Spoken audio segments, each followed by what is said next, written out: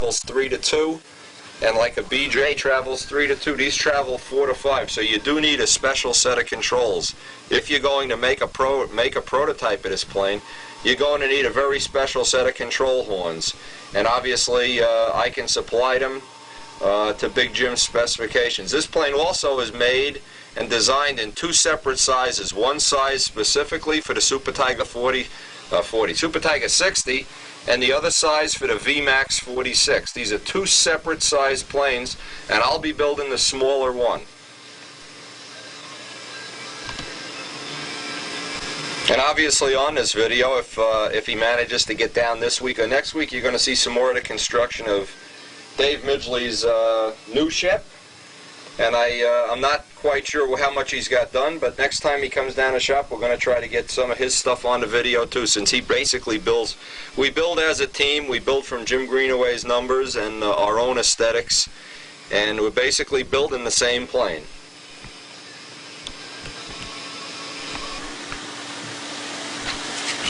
Okay, this is tape 31. This is the beginning of tape 31. We're basically at the end of the filler coat operation, and we're going to try to get the filler coat sanded out in the silver today if possible. It's absolutely pouring rain outside, so obviously we're in the winter of the building season here just before Thanksgiving. So what we're going to try to do, finish sanding this out today, try to shoot the silver on all our little parts, and maybe even get the fuselage in the first coat of silver. And I want to thank, on the end of the last video and the beginning of this video, people that are contributing photographs to this. And we hope to have an ongoing series of photographs at the end of each video. I hope this shop series of tapes is getting to be so popular, we should be getting a lot of feedback from a lot of people that are watching this. And maybe even like Walt Russell is contributing little tips and tricks of their own. And as we see their planes being built, maybe we can pick up some good building ideas from them. So I'm trying to encourage everybody to send in some little tips, tricks, ideas, and we'll try to get them all on a video. Use this for kind of like a little forum. Obviously, you're not getting a lot of this in magazines lately. The magazines seem to be geared more toward the expert flyer. And let's hope this is going to be fill the gap that's been left by the magazines of not having the kind of information that you need to build and finish these planes. Anyway, we'll finish the sanding this guy out. Try to get a coat of silver on him today. That's the goal for the day today. And this is always one of the critical decisions you have to make now, is how much of this filler has to stay on and before you put the first coat of silver on. So what I'm going to do is run a little test on the rudder. I have it all sanded out now. I don't know how accurate you can see how much filler is still left on here. But what I want to do now, I'm going to mix up the silver again, the decanted silver. I went all through that whole thing on one of the earlier videos.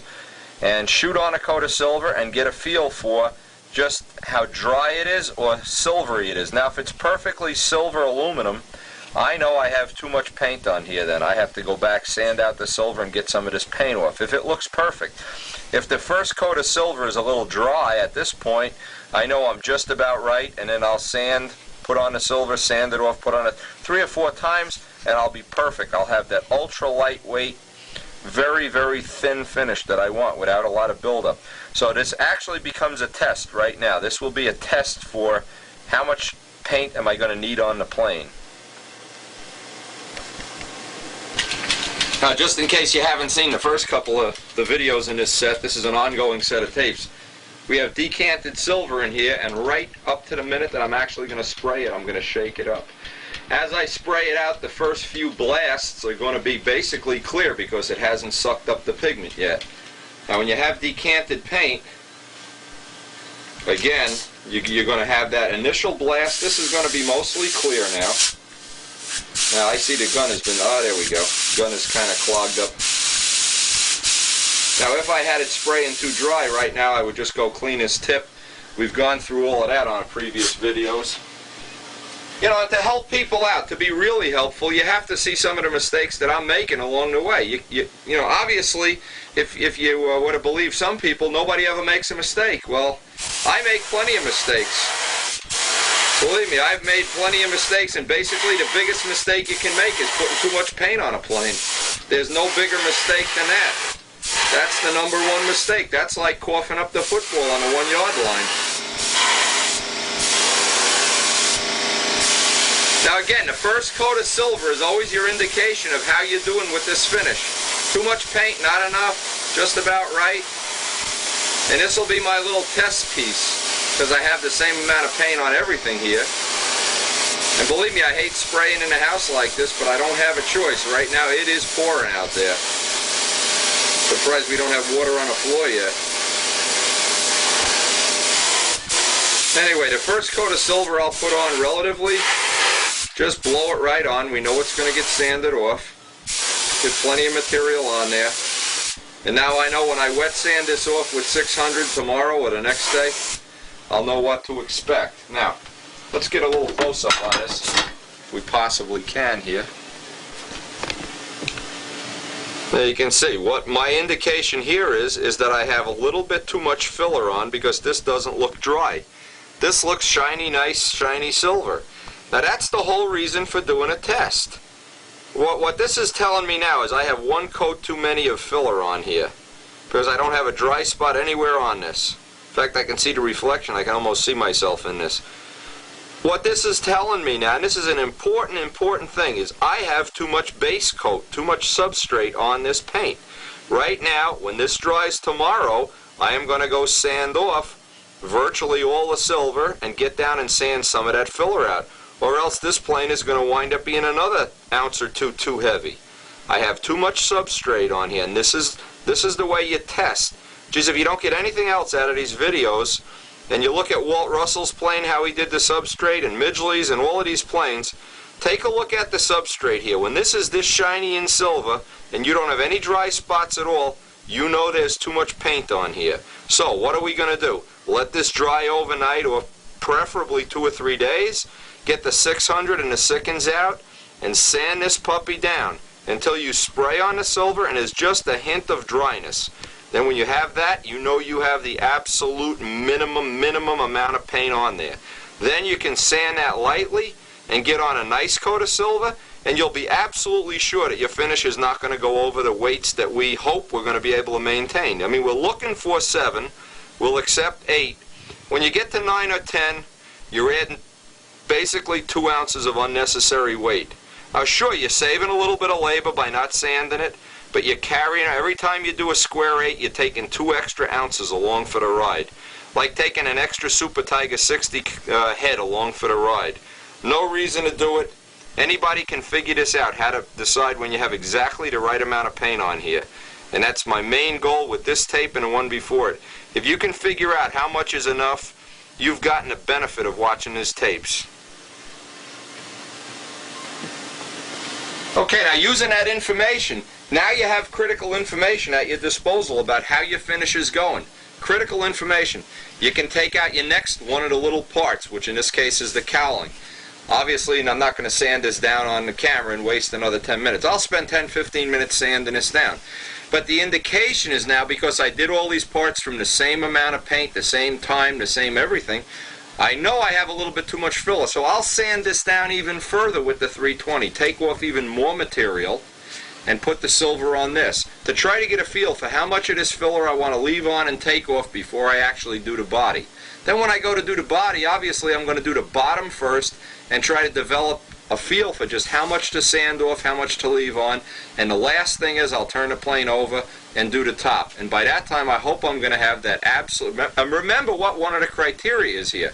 One of the criteria is we already have a plane where the wing is an ounce or 2 heavier than we want, so we don't want to add another 2 ounces in finish. What we want to do is have the minimum finish. Now, it's like a football game and we're a field goal behind. We're not going to give up another field goal, that's for sure. We want to get the finish down, and the critical part right here is not to get too much filler on the plane. We want just enough that we have that just dry, matted looking silver, and then we know we're going to have a perfect finish. And we know the finish is not going to add more than 7 ounces to the total weight of the plane. We've already figured in 7 ounces for that finish. So if I go ahead now and put 9 or 10 on, what I'm basically going to do is now, instead of having a 60 or 62 ounce plane, I'm going to have a 65 ounce plane. And it's going to start being tail heavy, and then I'm going to need nose weight.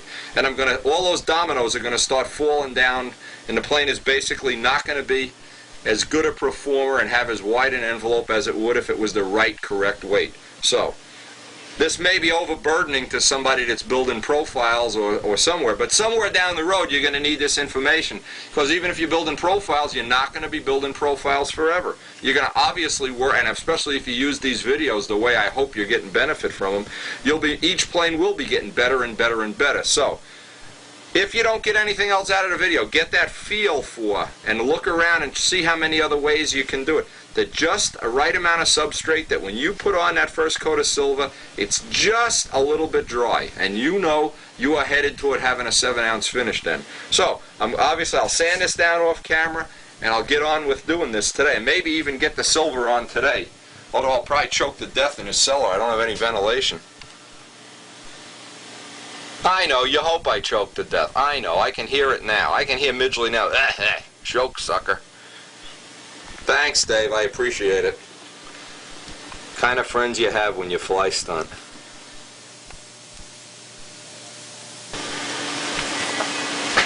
Now I got the cowling final sanded out. And what I want to show on the video, this may be helpful, I don't know. I want to kind of get this on a macro lens and see how much filler we've still left on here. Now I've tried to sand a little more than what I did on the rudder, sand out a little more, so that obviously now I'm not going, now this should look dry when I put the silver on. I can see a couple of bad spots in it still too, so they'll come right up with the silver.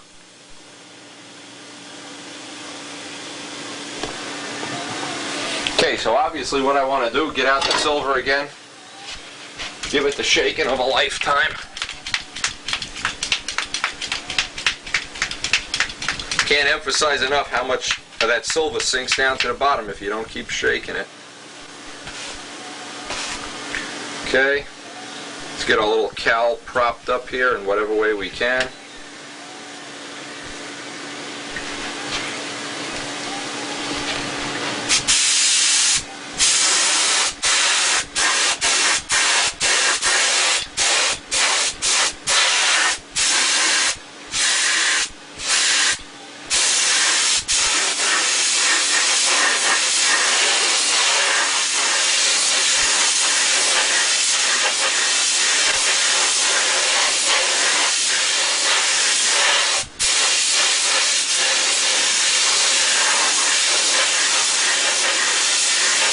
Now this looks about perfect.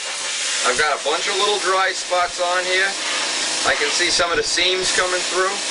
So for the first coat of silver, I would say this is a lot closer to being what I really wanted than the rudder is. And this obviously is all going to get sanded off, so you don't have to go crazy trying to make it too pretty. Just get silver on everything that you can. Radius all the edges. Keep after those edges. Paint the edges and radius the edges each time you sand it out.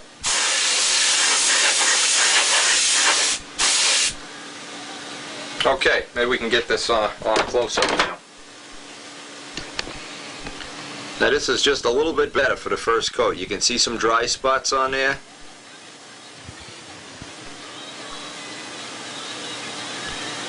Just a little bit drier than the rudder. And when it's dry, right in the back there, in between the two bolt hold downs, you can see some dry spots.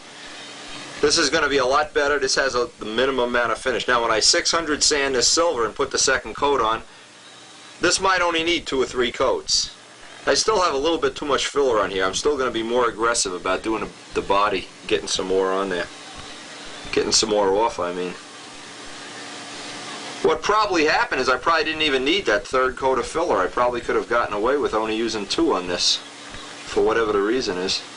But anyway, it's no problem. We'll just sand it. If anything you do with paint, you can always sand off and do over. Now, knowing what we know now about how this coat of paint is drying up, we're going to take the bottom of the body, start working up a few little spots, see how this is going to work out. Now, one of the choices we have, because we're doing this filling on an ongoing basis, if this turns out to be too soft, if all of a sudden we see the sandpaper balling up, we can stop this, and we can get out the 600 wet and start working on some of the touch-up spots. So we actually don't lose any time. See, the idea of this is the time allocation thing. You don't want to get to a point on Saturday morning at 10 o'clock that you can't do anything else because the paint is wet. You always want to have something drying, something sanding, something drying, something sanding. Time management is a big thing toward getting a lot of planes built. And when you're building as many planes as I do and working on as many, you have to allocate the time very carefully so you never get to a point where, I have nothing to do. Everything's wet, nothing can be worked on. Work on one. If this is okay, obviously we'll get a coat of silver on the body. Then if we still have time at the end of the day, I'll work on some of my touch-up spots. I can always have something drying, something ready to sand, something drying, ready to sand. And doing that on a time management basis, do it like you would run a business. And I think you'll find out that you can get an awful lot of stuff done. Most people don't use the time efficiently, and they wind up wasting an awful lot of time when they could be building 1 or 2 extra planes a year.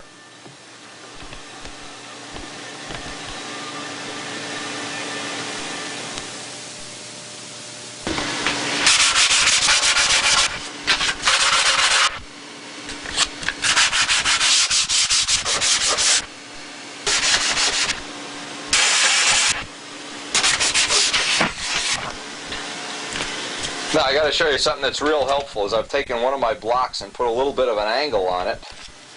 Now what I do is I use that for getting in by the fillet here.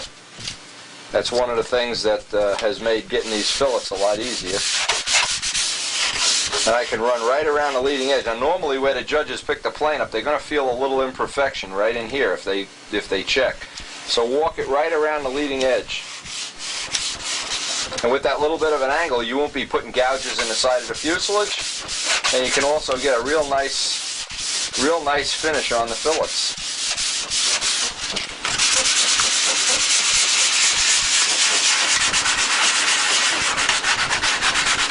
I'd say if there's one area on the plane where you should spend more than a normal amount of time, if you're shooting for the concourse, or you want to try to make front row instead of second row, spend your time on the fillets. That's an important part. And these are obviously solid CA. We hope they're not going to crack.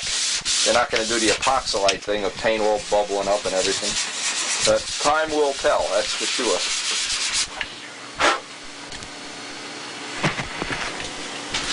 Now we've got almost all the body sanded out here. And we're going to try to get the ship in a couple of positions that will allow us to get a coat of silver on the body and all the touch-up areas. We have to do kind of a little jury rigging job here because, like I said before, it's really raining outside. Not going to paint outside today. So I'm spending any little time I have, any little extra time working on the fillet area and blending it in to the area that's surrounding it. I showed all those little fillet tools for doing the fillets. Now a couple little thoughts. We want to get a coat of silver on this. We know we had a little bit more than the normal amount of filler on here, so we took a lot of time and sanded a lot off. Went through in quite a few spots, but that's okay. As soon as we put the silver on, we'll pick those spots right up and we'll see them. There's a couple up by the nose. In these little dolphin holes up in the front, I want to get these a little bit better too. But let me walk the camera around just so you can get a look at what this tentatively looks like at this point in time.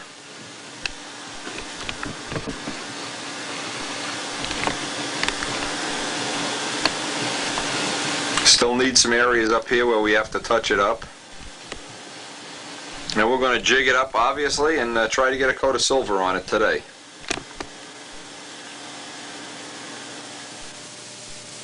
Now on some of these areas where we went down, and obviously the trick is, if you go through the tissue, you want to get the brush out, and it'll always be where the joint of the block, where the block joins the hardwood joins the ball, so you always have a tendency to go through there.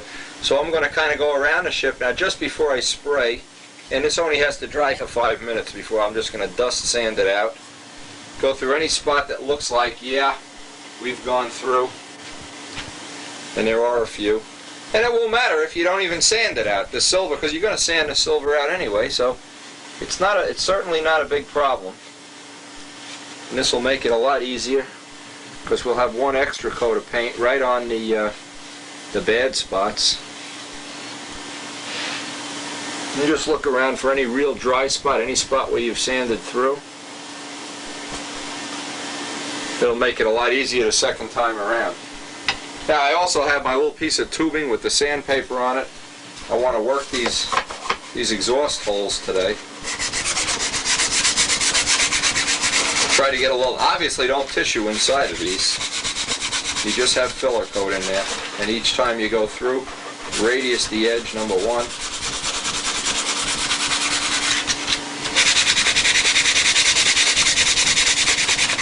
Best way I know of is just find a little dowel or piece of copper tubing and put a little 320 around it and work the surfaces in there nice. Now right about now we've been sanding this body for about 3 hours. And needless to say, my hand and arm and everything is getting a little tired since I've been doing this every day. So I'm going to try to get the silver on there, kind of put this aside to dry, and then start working on a tweener for a little while. See what I can do about the last couple of hours here. Working on a tweener a little bit. Again, the best way I know of is just to do it by hand, by feel. Run your finger along the fillets. Your finger will pick up the bad spots a lot quicker than your eye will. Use your hand to find any little bad spot you think you can get out right now before we actually shoot the silver on. Use that fillet tool with the angle in it. This is a good time, by the way, to go right now and clip your fingernails so you don't wind up putting fingernail marks, ring marks, jewelry. You don't want to sand like a pimp with a bunch of jewelry and all kind of junk on. And what you really want to do is be as free of that kind of stuff as you possibly can.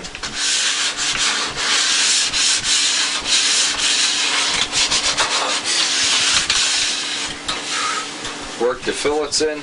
The gap right by the canopy, we have the real sharp block for that. Again, I'll try to work that in. Constantly working toward the crevice, the crack. Work both sides of it right into that crevice.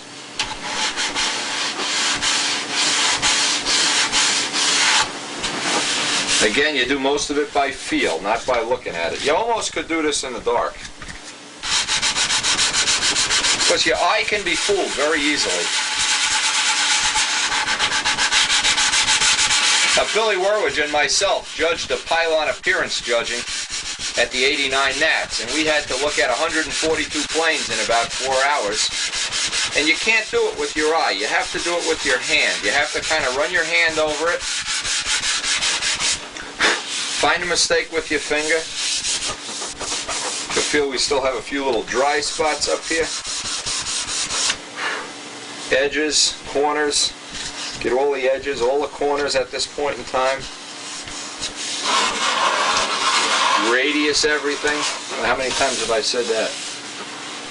Edge up, top.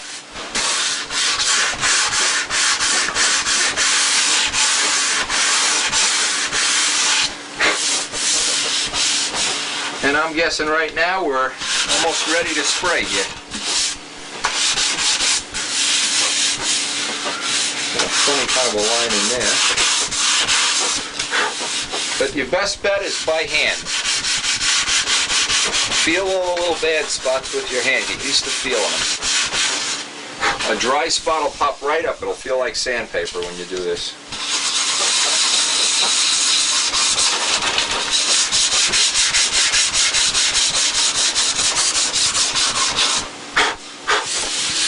And blend it right into the silver. Obviously, that's a very easy thing to do right now with plenty of silver on there. It should blend right in.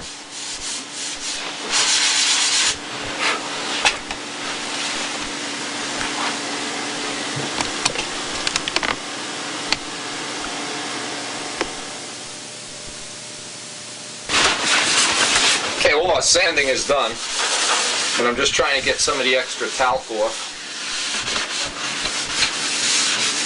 If you wanted to right now, you probably could prep saw this down or run it with 600 seconds, but since we're going to sand it all down again anyway, the only time I really bother to do that is when I know I'm not going to sand the next coat of paint. Get all the dust and things off that you think you can get off. And then you have to figure a way that you're going to hold this. Now obviously if you have one of those finishing friend deals, that would be handy to have right now. We don't have one, and we usually block it up in such a way that we can paint part of it at a time. Paint part and move it over, and you can paint the other part. But figuring a way of fixturing this up, either you use it between rolls of paper towels or on a sponge here, the stifle sponge, or whatever. And again, shape the silver right up to the point you're going to use it, and as you're using it. And the only downside of this is we're going to be doing this in the shop here. And we're going to have to use the fan to try to get some air in here before we die of asphyxiation.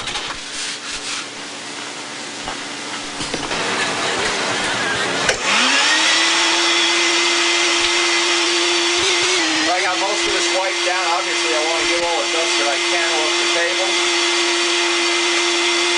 And this will I'm just going to try to show one way you can prop this up. The low budget way. And obviously most of the stuff we do around here is the low budget way, or the no budget way. Anyway, this is an old technique I used to use. Clean these off. Get a couple of rolls of paper towels. Again, you notice we're painting the bottom first. Always the bottom first. Trying some spots where it's not. Okay, I'm not going to touch any of the repairs that way.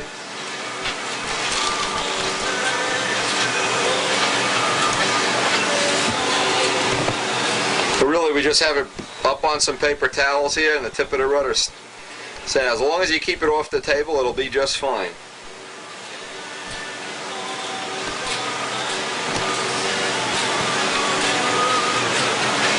Okay, we got the compressor up, 25 pounds.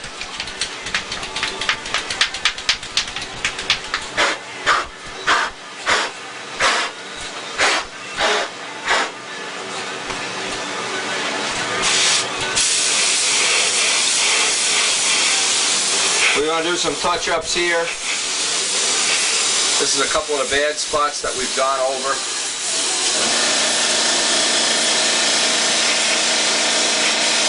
Earlier on when Warren was here, we tried to do a little show and tell about setting up a new spray gun, some of the things that may help you get it set up.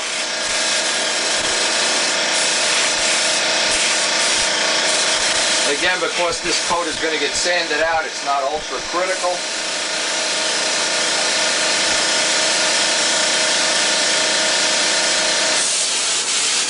Trick here is not get tempted to run the pressure up beyond 25 pounds or you'll wind up putting too much paint on a ship. Because it's raining outside, I expect we're going to have to put a little retarder in the paint, but so far it looks good. Looks like we won't even need the retarder, which would be a nice little saving of time. Now any place you sanded this with 320, you got to run some more paint over it to seal up the sanding scratches. And you'll see all the little dry spots will come up. What they're going to look like is little bubbles. They're going to look like little bubbles in the paint.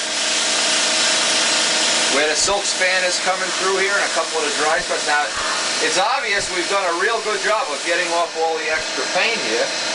Because this is coming out, it looks like we've sanded too much off now.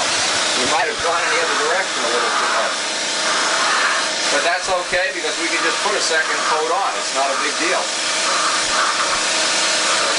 This is a good time to start working some paint in down by the tank box. All the places where you know the thing wants to be fuel proof.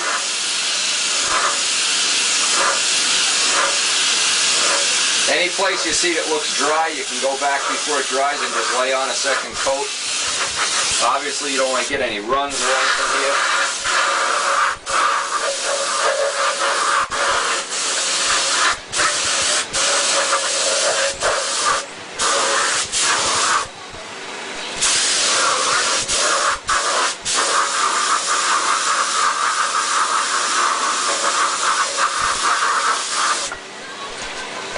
Now, while we get that much done, I want to do is show the dry spots. Got a little fan fired up here.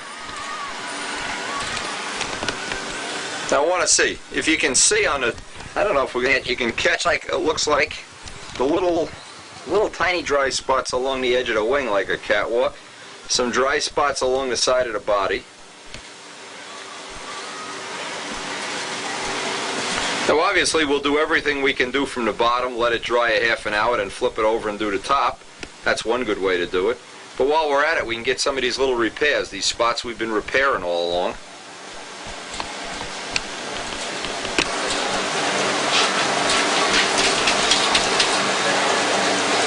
Now when you get in by the nose here, obviously you want to get in, kind of fuel-proof things up, you know?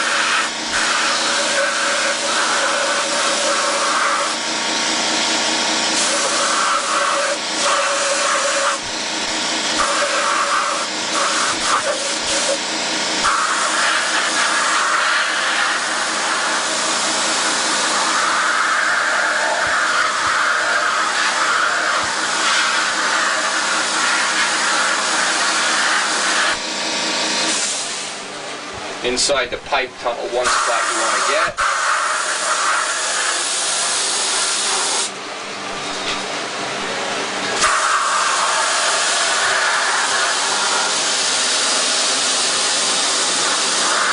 And what we'll probably do is when the plane is all finished, we'll get in a pipe tunnel with, we'll mix up some black Imron with a brush and paint the whole inside of the pipe tunnel with black Imron to fuel-proof it. And that'll give a nice glossy finish. So this will just be a lick and a promise coat inside there. We don't have to worry about getting it too fancy. What I did on other planes is when I'm all finished, I'll mix up some black Imron and brush it on. By the way, if you do brush on the black Imron, do it outside where there's plenty of air blowing. Don't do it in a confined area. If you do it outside with the wind blowing a little bit, you won't have to worry about it. Again, as we're doing this, we're looking around for any dry spots. Any spot that looks dry, this is a great time to get at it. Just double or triple paint it with the silver at the same time. We've got some bad spots out on the wing here we want to touch up. Because really, from this point on, we're only going to use 600 sandpaper. From this point on, the only sandpaper that'll go on a plane, we hope, unless we find some really rough spots, is 600. And that won't leave any sanding scratches, we hope. That would be obviously our first choice.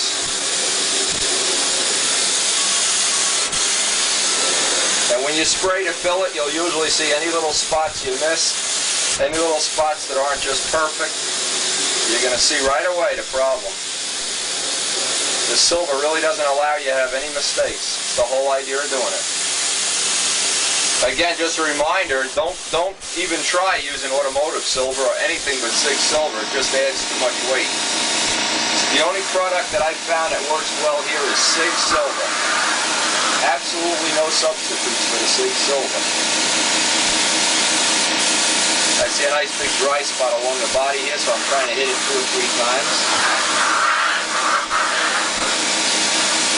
Now you get to a point where you can't reach any more in this position.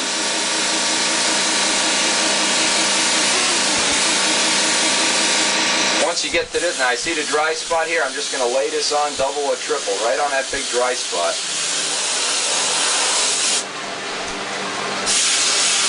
Dry spot over there. Keep looking around and just hit it 2 or 3 times. Because now we're going to put this away to dry for a day or so, or 2 days, or hell up. Now, while you still have paint in the gun, you want to reposition the plane. Grab it by a spot that you don't have any paint on, and you can kind of reverse it now. You don't need any fancy tools to do this. All you need is two things of paper towels.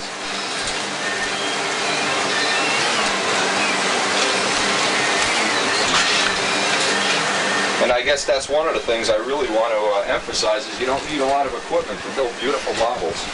You need a really minimum amount of equipment and a maximum amount of patience.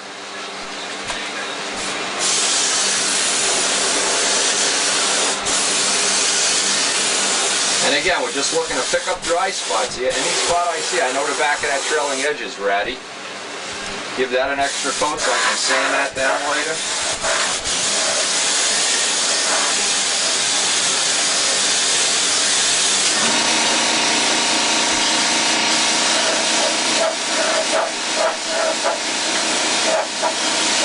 And we'll get to the point now where all the paint on the bottom will be drying, and we'll put the plane away for a while. I'll go work on some thoughts or whatever. Get away from here for a while, let the cellar air out. We had a bad spot back by the rudder there, I remember.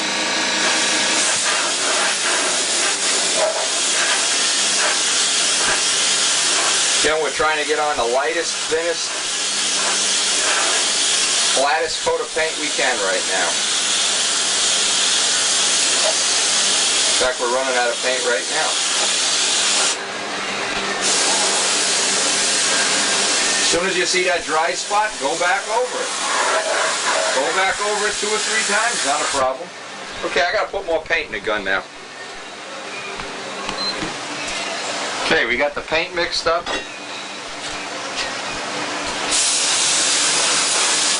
Keep working on those dry spots.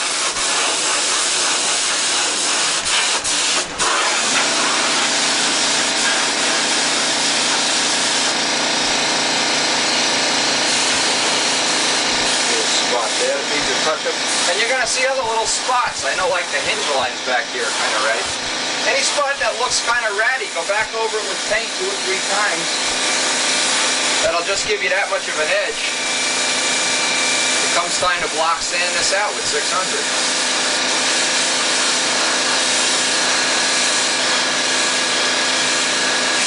And again, the biggest temptation, don't jack the pressure up and don't get the mixture up so that the paint's going on like it's coming out of a quart can. It's always a big temptation to just jack that pressure up and put too much paint on. We're trying to do this and keep the weight down, hopefully. Now I see lots of spots back here because I sanded an awful lot off back here. Lots of spots where the tissue, the little threads of tissue are coming through, and that's good because it means we don't have any extra paint back here, and the second or third coat of silver will be all this needs.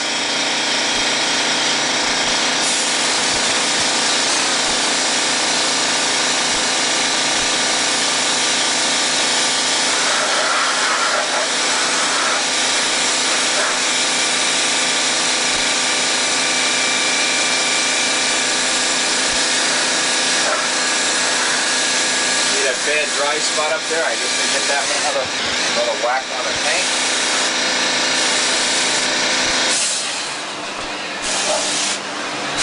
Got a dry spot back here. Okay, now it's time. That's got to dry. Kind of take a look around here and see what we got.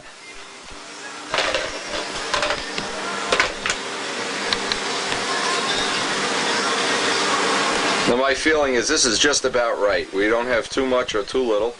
Obviously now what we're going to do is let this dry a good half hour or so, then flip it over, and then paint the other side. So we'll do that off camera. We've got kind of a, you've seen the spray technique. When it's the other way around, it'll be on a tail wheel and the 2 rolls of Bounty, and it'll be a piece of cake to paint it. We need to go out and get some fresh air. Would just be in order here while the cellar's kind of gassing off.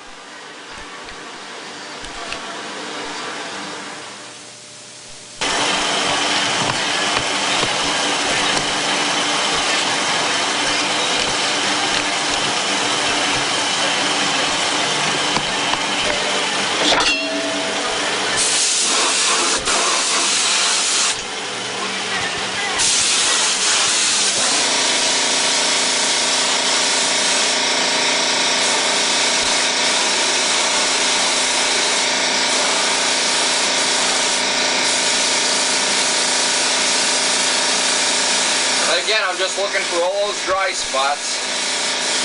Give a second and third coat to the dry spots, leave everything else at 1 coat.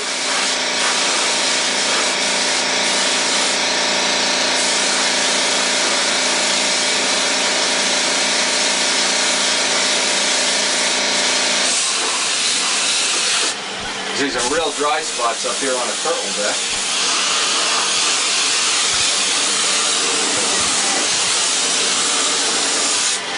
Now all this means is when we sand this first coat down, we're going to put a little extra time into sanding it down. Trying to get every dry spot I can see.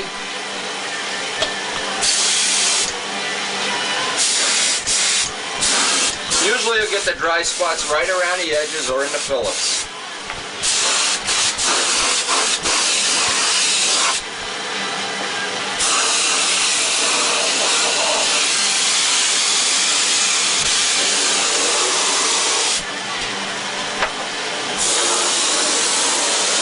I know I'm going to work those edges back, so there's we'll put some paint there. Okay, now the trick is put this aside to dry. Don't touch it for a day or two.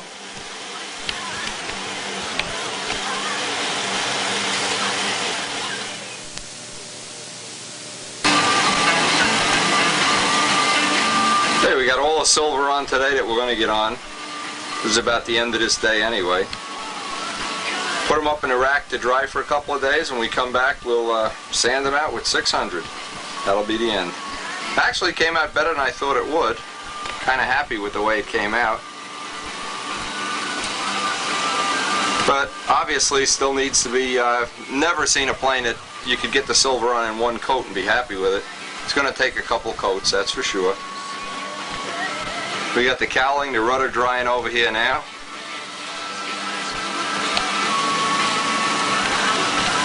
So, that'll be it for today, and let this dry up. Again, the longer you let this dry, the easier it's going to be to sand. Let it dry a couple of days, it'll be a piece of cake.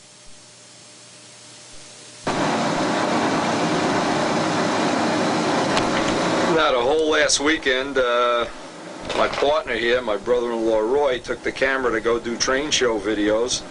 Obviously, anybody knows we sell train show videos too. And what we wound up doing, I wound up having some free time this weekend, so I knocked out the body to the tweener pretty much, not too different from the one you just saw built, so I don't think anybody missed anything here. Nothing new, nothing too exciting here. We laid this one up, and a couple of the new criteria, what we're doing on this one, I'm making the canopy end right at the hinge line, where the hinge line is, rather than if you look at some of the other prototypes, it goes about 2 inches further forward. So this will leave a little bit longer nose, and I think Dave pretty much has the same thing on his, and basically we're building the same plane. Now this plane is the tweener. This is the Jim's design. It's a plane that has half of the characteristics of the LJ and half of the PM. And basically the flaps are very large. They're going to be very large flaps, and they're going to move at a ratio of 4 to 5. The flaps are almost 4 inches at the root, almost 2 inches at the tip, and they move at a ratio. The ratio that they move is at 4 to 5. The elevators move 5 to the flaps moving 4. Now, obviously this is a prototype plane. We're not spending our whole life making it fancy. We just want to make it good enough that if we decide we're going to fly this plane at, say at Lubbock, that we can do that. Now, if anybody remembers the LJ series of planes, Killer Bee, Concourse Winner, Louisiana Lightning, Relentless, it was a nice series of planes, and I think the only downside of the whole plane was we had some people judging in that time frame that didn't like the look of high aspect planes. Now, hopefully the judging court has come to accept higher aspect ratio planes. Obviously they've accepted Walker's, which is pretty much in the direction of the higher aspect, bigger flap aeroplanes. If you go measure it up, he's not far from what Jim's numbers were and are, and the airfoils are very close. So and so we feel like we can take this plane now, make up a prototype, and see how competitive it's going to be. Now Midgley's making up the foam wings for me, and we should have them here next week. This is Thanksgiving weekend, and you know, it's Karen's going for her Operation Tuesday, so there's probably going to be a giant gap in these films.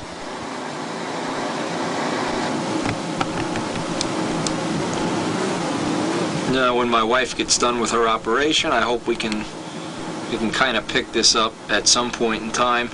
I'm only going to have maybe an hour, hour and a half every night to work on it. It doesn't pay to even videotape it for that amount of time. But basically the same fuselage construction pretty much as the first one, not a whole lot different. Big pipe tunnel going through the body. This is made up for a VMAX, but it will take a 60 or a 51 if necessary. I guess the only thing you can see on this is we have a little bit of an angle to the fuselage. If you look at it right down the front, we've angled the top up a little bit. I don't know if that's going to matter. We have some little slots here so we can slide the motor and the header in as one unit. That's one of the criteria we want to have, is be able to slide the motor and header in one shot. And anytime you organize up the pipe tunnel, obviously make perfectly sure you have plenty of air going through there. Notice we have an air vent out on top. We're going to have big giant dolphin holes like Midgley had on his fuselage. And like I said, there's not too much different on this fuselage than on a normal one, except we're moving the canopy back just a little bit. We're even using the same spinner that we're using on the normal 51 size Cardinal. But this will be the tweener. And when we do get back to this, let's hope it's, everything's going to go okay with this operation, and we'll get back to our videotaping every day.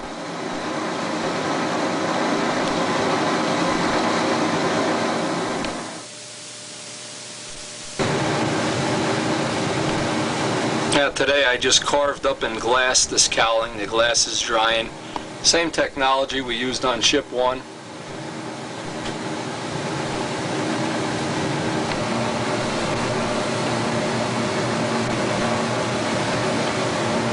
We have the prototype pipe set up here.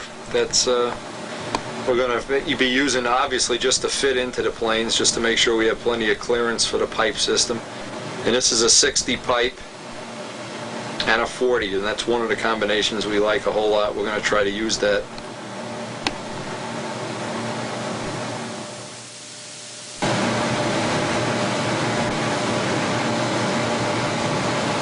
Now that first coat of silver is just cooking away there, and it should be relatively easy to sand.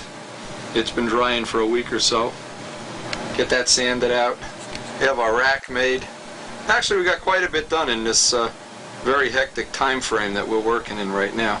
I've been trying to squeeze in an hour or two of work every night, but obviously I do have to get some sleep in between all these doctor visits and everything.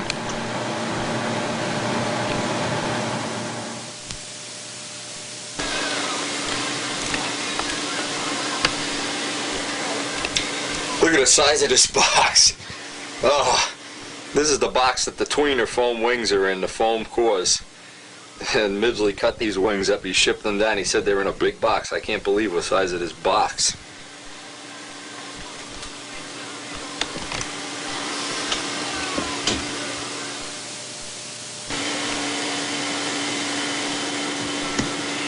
Alright, now what a good thing to do here is, I have the, for the twin, I'm only going to have an hour or so to work on this today, and I'm hoping I'm going to be able to sand most of this silver, most of this silver off, and get another coat of silver on. This is the number 1 plane, of course, and maybe get the tweener wings out of the box and take a look at them and weigh them and see if a mouse ate the foam or whatever.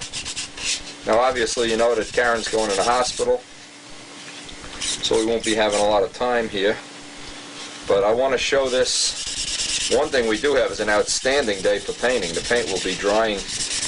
I want to get real quick. Had a nice call from Herb Chung today saying how much he enjoyed the videos on sanding silver, so I decided to put on a few more minutes of this. Now what the trick is here is this silver has dried up now for quite a while, I don't know, a week or so, while we fooled around making that tweener body. But now this silver is rock hard. It's sanding out like butter. Should be able to sand that fuselage out in a very, very short amount of time. And what I'll do, obviously, I'm using the cowling for a little test area here. Get an idea what this is going to look like. If we're going to need one or more coats, or if we're going to need a coat of clear on this. Keep the 600 Sikkens on there. Keep it good and wet. And let's get a little look on the macro lens here. what this is going to look like. I just want to, the reason I'm showing this is just to give you an idea of how easy this sands once you have it hardened up for a week or so. Then sanding it out is a piece of cake. It's no effort at all. You talk in terms of minutes to sand it and get a nice feel on it. Now that should be enough. I want to look at this on a macro lens now. Now another thing I'll just mention about how we're always talking about, now let me get the telephone. Okay, just had a neat call from a guy that is going to convert a Cardinal over to an RC ship and how to put the servos in. I can't wait to get pictures of that. Anyway, now what I want to show, I'm going to show this on a macro lens a couple of different ways. Is you saw how much time I spent sanding this. Okay, now what we should look for in the end of that first coat of silver, and let me do this on a macro lens. All right, first off, you're looking at, this is a close-up of the cowl, about how much silver I've left on. And you can see there's a little bit of a shine to it. Now knowing just about how much, and like I said, if you haven't seen the rest of this series of tapes, these shop tapes, there's one, almost the whole tape is on sanding and sanding silver and fiberglassing and things like that. You might want to check that out. But anyway, this I think is like the single most important step in building the whole plane and getting that finish, getting the front row finishes, getting the silver sanded out. And this is absolutely perfectly smooth now. If you were to just rub your hand on it, you probably could buff this out.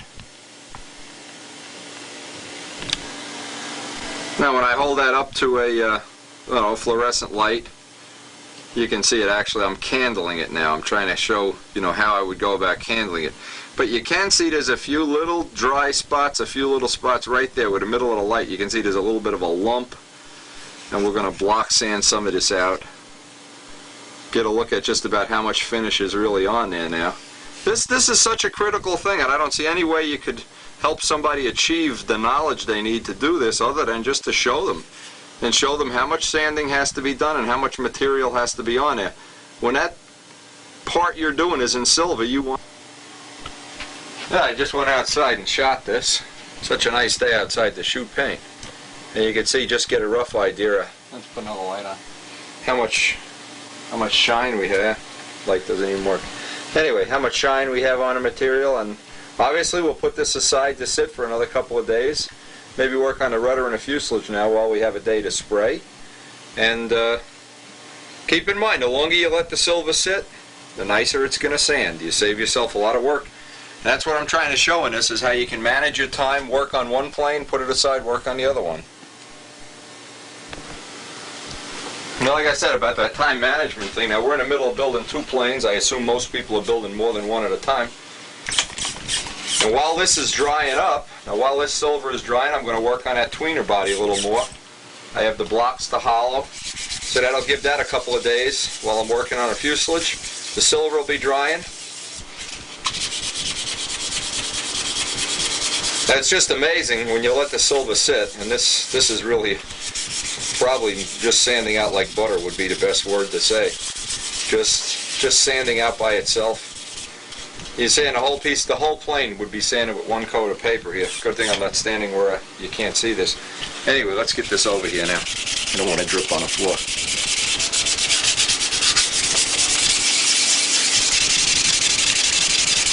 This should save you, in the course of building a plane, 20, 30, 40 hours of time.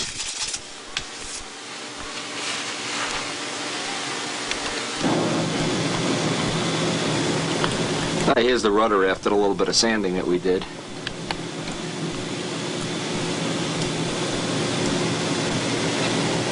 Just to give you an idea how much silver you're supposed to be leaving on and how much you're supposed to be taking off to get that nice final finish.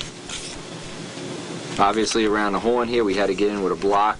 Even though that looks rough, that's pretty well sanded out. And anything, obviously, anything that's a little imperfection, is a little bit of an imperfection here, we'll just block sand that right out.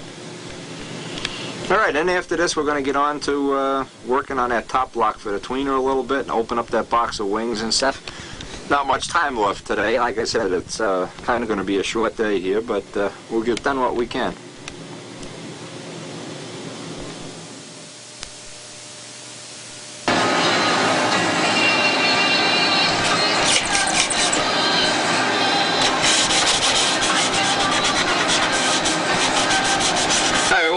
bit of sanding done on this silver here, and then kind of show close up what we have.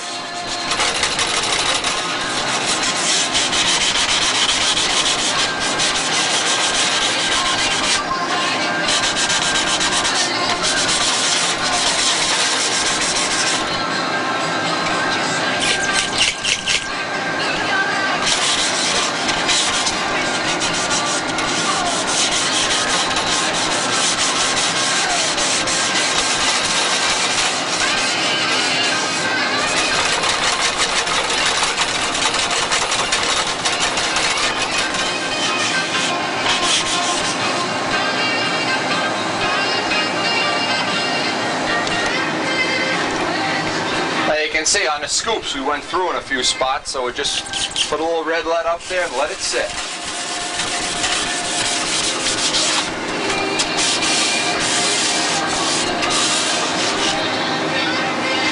We want to find that fillet tool we had. A real nice fillet tool here up until a couple of days ago.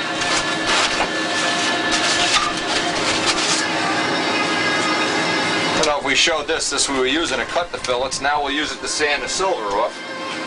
It just has a little radius on one side. Same thing, just take the 600. Keep it good and wet.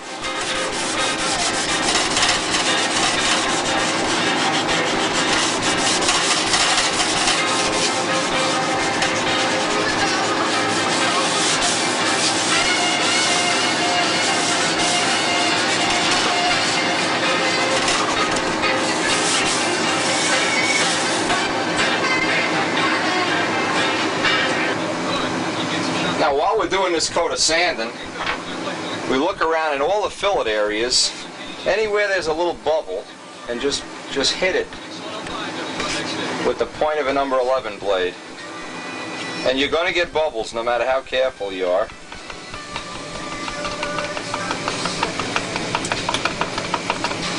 We also, right in here where there's a reverse fillet out, put 100 little pinholes in there and slit it. Now, what I do now, take some Super Jet, the thin, put it on the end of a Q-tips, and you got to work fast. Because the cotton in the Q-tips will kick it off. And walk up and down that fillet real quick. Don't fool around. Get it on there and get it off. Get rid of that one. Another one. Now this is going to kick off in a matter of seconds. But what you're doing, you're actually pressing down the bubbles, letting a little CA, the capillary motion, get in there and pressing down. And obviously sometime you have to go back over this 4 or 5 times. In this case we do. I see the bubbles still up a little bit. Just go over it 4 or 5 times. Doesn't matter at this point in time. We're going to put more silver on a plane and sand it off. That's the whole idea of the silver, is to get it on, find the mistakes, and get it off. Now this little spot up here, same thing. Soak up some CA in the Q-tips and just keep pressing it down. Now since you're going to put more silver on here, you don't really have to worry. You'll blend it right in with the next coat of silver and the wet and dry sandpaper. Keep replacing the Q-tips. It's the cotton in the Q-tips that'll kick it off. You don't have to put kicker on this. And that's how you can fix bubbling fillets early on in the program. Worth its weight in gold, that little tip. And no matter how careful you are, you're going to get these little bubbles from time to time.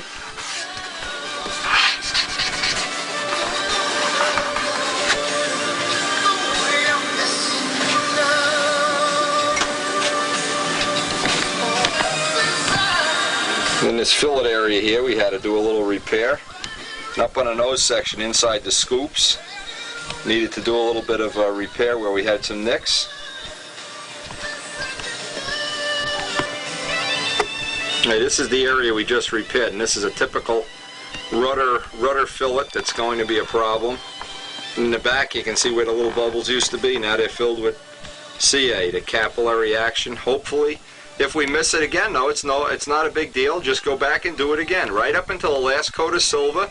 And when everything's perfect, you paint the airplane. Keep sanding it off and taking it on. Don't wimp out. Get on with it.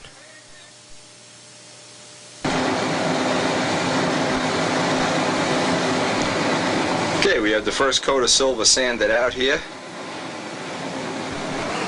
You can see kind of the rough spots. You can see a lot of the spots. I stuck my fingernail in over there.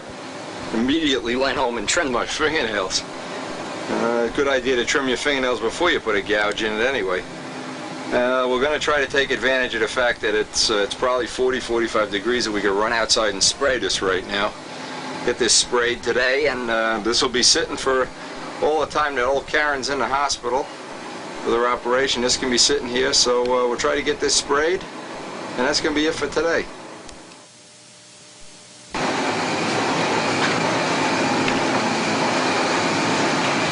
Now we got most of the silver sprayed outside. I just have to get the few spots that I can't get when I'm holding the airplane.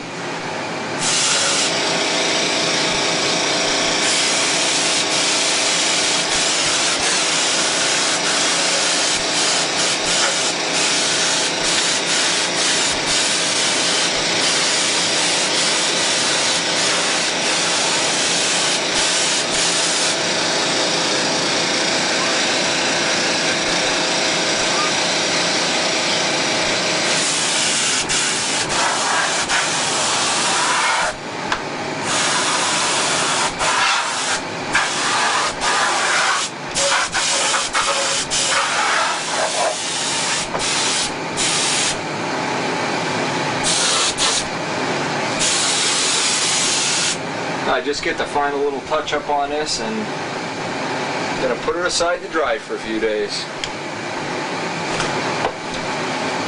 Now what I can do right now too, I'll walk around this guy, take a look for some, I see a couple little bad spots up along here, a couple of spots up there, and I'll get after them with the red lead right now. Now I want to go around here with the nitrous stain and a razor blade, picking out the little spots that need a little touch up, and you have them right there.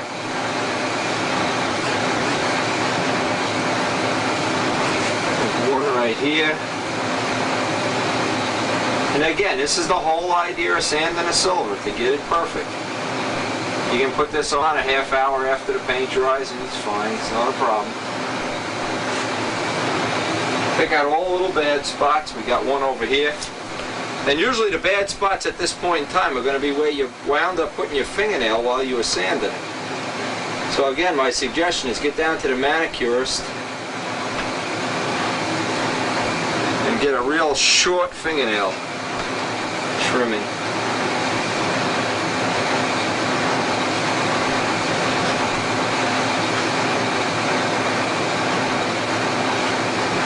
And if you keep after this like I'm doing, you just keep going. Keep picking out the spots, look for more bad spots. The more bad spots you can find at this point in time, the better off you're going to be, because they won't show up in the final finish and you won't wind up sanding right through them. I guess that's it for today. Okay, so what we're going to do, put this guy aside to dry now. Let him dry as long as possible and come back and work on this when it's dry. There's just a couple of little spots we're going to be working on. On the nose here there's a spot too, I red lighted up. And inside the scoop you can see a fingernail mark. Usually it's the corner of the sandpaper or it's your fingernail mark that puts that little spot there. Now another thing, hey, like I said, while the paint is a little bit soft like this, get all the little spots touched up that you want to touch up. Because then the red light can be drying at the same time as the paint. It'll make it sanding of it a lot easier. Now I notice back here, I can see here, I don't know if you can see, it's a little soft spot. What you'll see, let's catch it with the light, right there, you can see it now. What happens is it's a little bubble, it's a little space, a little place where you have a negative radius, and it's pulling up the paper right there. I don't know if you can see that, right there, there's a little spot. So now while the paint is even wet, I'll go down, Get that little number 11 blade, poke it full of holes, and put some hot stuff in it. And the whole trick now is to be fussy, fussy, fussy, fussy, fussy, and put in the time, pay the price, and get this airplane looking like it's made out of one solid billet of aluminum.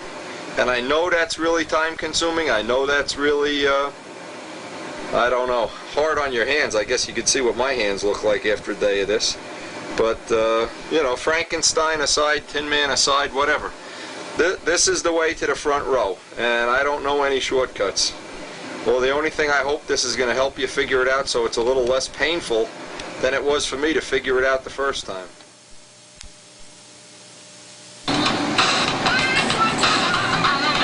Okay, we got as much of the touch-up done as we could here. These parts are all sitting here in their second coat of silver, and now, point number one here, we do have a little time left. We'll try to work on this top block. We got some of the hollowing done, but we certainly don't have it all. And we're putting this scoop similar to the one we put in Midgley's plane. So we're going to get busy hollowing this for a while now. Yep, bone again.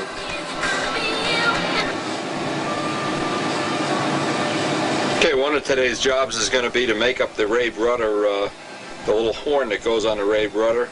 Get the hinge pockets cut, get the rudder installed onto the top block. Oh, by the way, we got the tweener wings out of the box. The biggest box on the planet is the tweener wings. They look real nice, and obviously we'll try to get some of that footage. You got to remember, this time of year it's hard to do it because the camera's out on loan to the train clubs when they have their shows, because we're doing these train videos. So we don't always get the whole picture here. There may be some gaps. But after the first of the year, we should go back to having a full-time camera in-house right by the workbench, and we're going to start doing that the series of videos for the 1993 shop series. Here's something that's always good to have, some Snapple iced tea. Anyway, we'll start working on this now. We don't have much time left today. Now, we did a good little time management thing there. Dick Woolsey just called up from Massachusetts. He's telling me about his new twin. He's building a twin. Maybe we can get some photos of that, put it on the video, I don't know.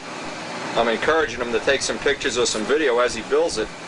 Trying to get, I went through my notes about 5 minutes ago to look at what my top blocks used to weigh, and I noticed the lightest one of the top blocks, which is on the Green Cardinal, was 19 grams. The heaviest one was about 24. So we're looking for between 19 and 24 for this when it's hollowed out. And obviously that would include the fin and the rudder. Then I'll know. Now, I really haven't had good wood this year. This is not the best. Midgley had some good wood, but I didn't. And so we're really going to have to work on hollowing this out and getting it thin in spots and stuff. And I'm just using the gouge now, trying to get the big chunks out. But like I said, I'm not going to do it on camera because this is not really a good piece of wood. I can see by the way it's cutting. And to meet my weight of 26 to 19 grams when it's hollowed out and ready to install, I'm really going to have to get this sucker paper thin. So maybe what I'll do is I'll make up a little sanding block and get some 80 grit paper in this. Because just by feeling it, I can feel this is not going to be a paper thin one. Also, I have all the material around the scoop up here, and I had a reverse carve this. This has to be carved in reverse where the scoop is. So obviously, at this point in time, now somewhere around this point in time, I'm going to get out the scale and start weighing this from time to time and see how we're doing. That'll be the next step.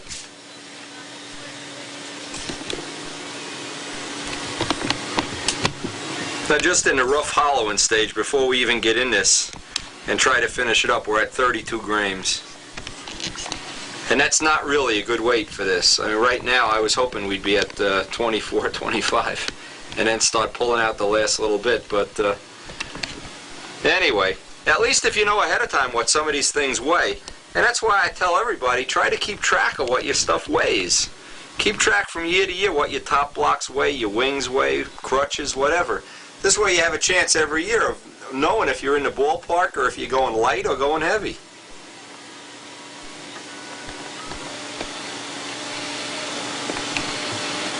Well, here's just some of the weights for some of the things we've been building this year.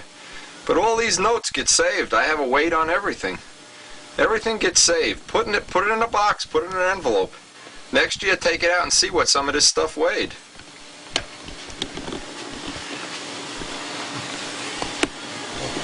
All right, we're going to get back and try to get some more material out of here. Obviously, we're not on the light side.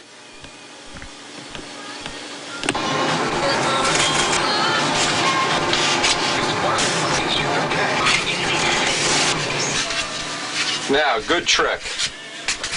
I've got this area hollowed out. I leave this for last. I'll do that with the Dremel tool. These are the spots where I've gotten it too thin. If you hold it up to a light, you can see them turning very, where you can see the light right through them. I don't know what the right thing is. I've gotten this real light. This is a very difficult thing to carve right here, by the way. I've got this reverse imaged, and I still have to get the tail post done.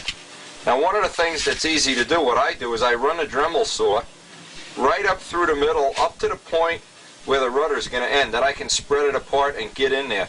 Otherwise, it's very difficult to get in here and get this last little bit of wood out. And obviously, in the back, you want to get all the wood out possible. The back is the most critical part to get thin. If you leave a little extra meat up in the front, it won't matter. But you sure don't want to have 8-10 grams of extra wood back here.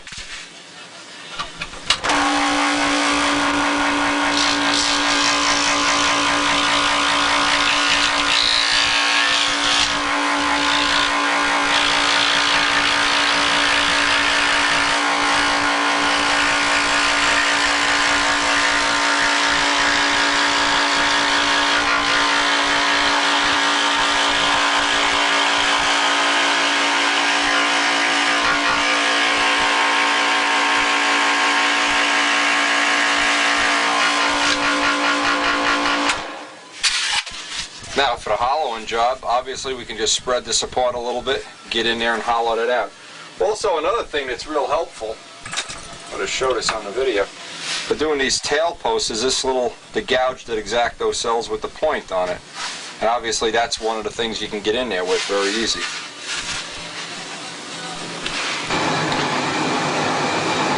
Well, with that last little bit of hollowing, we got it down to 29 now, 29 and pushing.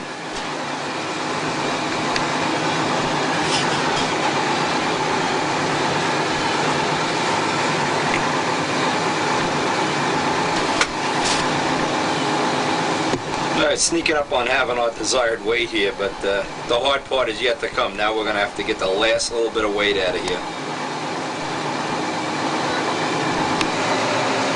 And as you get toward the end, each grain gets harder and harder to get out.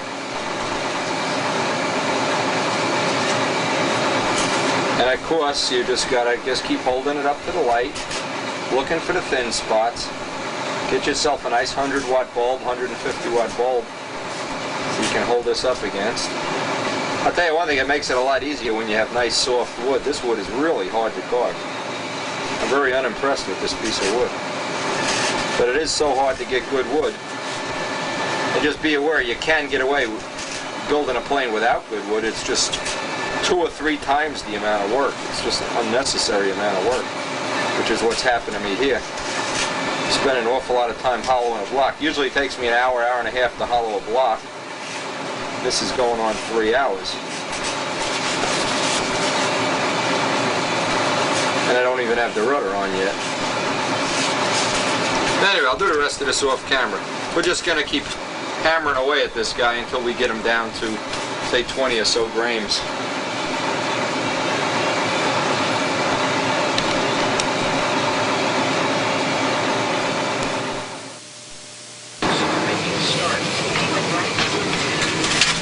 Okay, what I did, I made up a sanding block with a little bit of a curve in it. Put on some 80 grit paper. And I'm just using this to get in here for the final little bit of weight that's out. We got this down to 25 without the rudder. Maybe we can get 1 or 2 more out, I don't know. Like I said before, this is a handy time to go look at your notes and see where you are. as far as component weights go, this is a good time to check it out.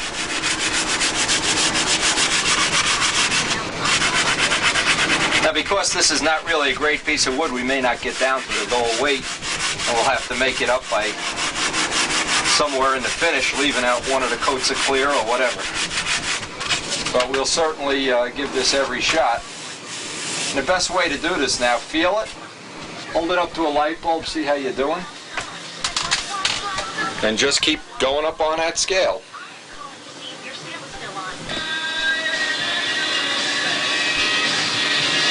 We got this down to 23.5, and it's just, there's just no more material left to sand out of here. I don't want to make it paper thin so we get ripples.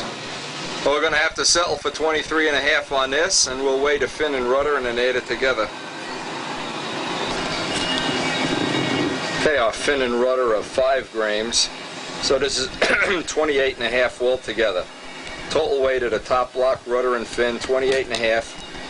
And that's really on the heavy side, so we're going to have to start thinking about cheating some paint here or cheating the fillets or something. Something's got to go if we want to keep this under 60 ounces.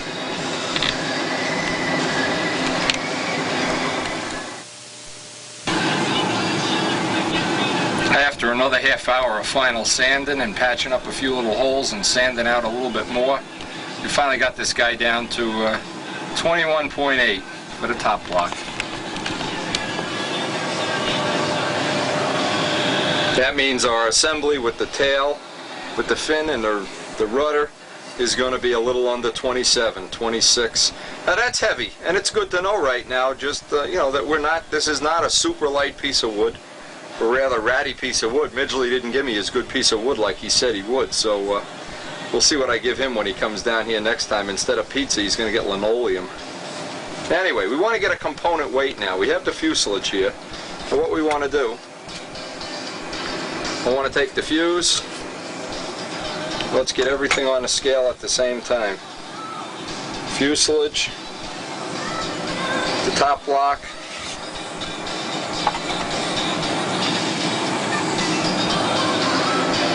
the rudder, the fin,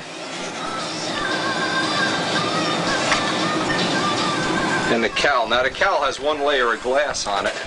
Let's get over here and get the cowling. Put one layer of glass on the cowling. Okay, now this should give us a component weight. And we're obviously looking for about 10 ounces.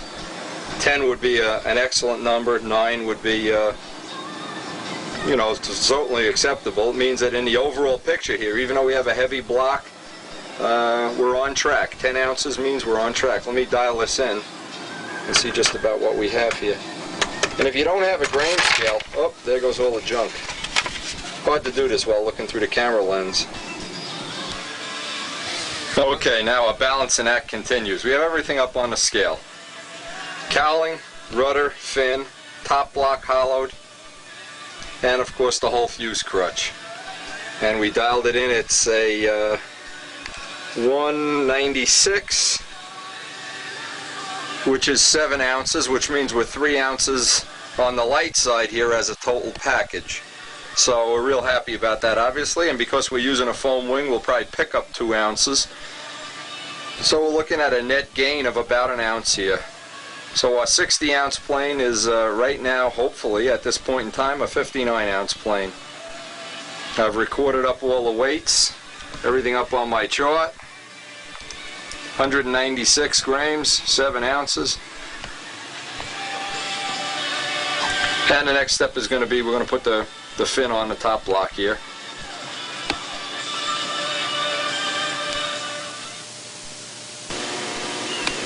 Now I want to show this on the macro lens. What I do is I take the fin and put an angle on both sides, then I'll go into the fuselage top block and carve the reverse angle into the block, so that instead of just having a butt joint, I have what amounts to be double or almost triple the amount of glue area here. And what I do then, I'll try to show this on the tape. I try to tape everything in position so I have the rudder, the fin up at 90 degrees, not laid off to one side, not laid off to the other side. I have it nice 90 degrees, and then I just tack it in with hot stuff. Now one of the things I have to do is get the top block in position. And I put a little mark on it so I know I've kept the trailing edge parallel. Just kind of eyeball that up parallel. And then what I do is I try to make a mark here, because I know this is not going to be attached when I put this rudder on. Okay, now I want to get in and carve the reverse at that angle into this top block.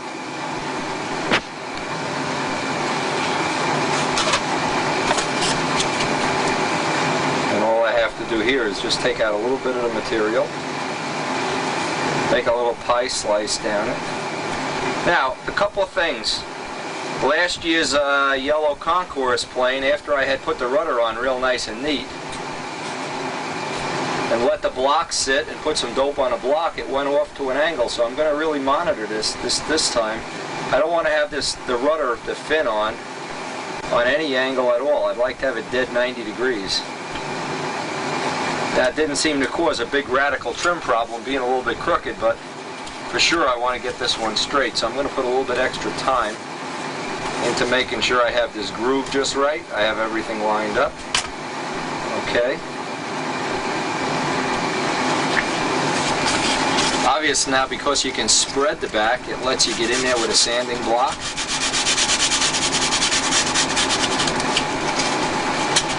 Get in on the other side.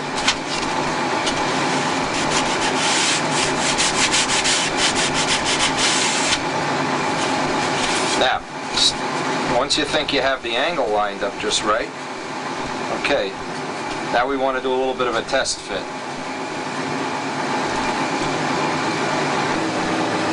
Now I just folded back the blanket. I could get some more of this off. And I'm trying to get this. I have my little alignment on. I just want to get one drop of glue holding this on for now. Make sure I have it at 90 degrees, which I'm just eyeballing for now.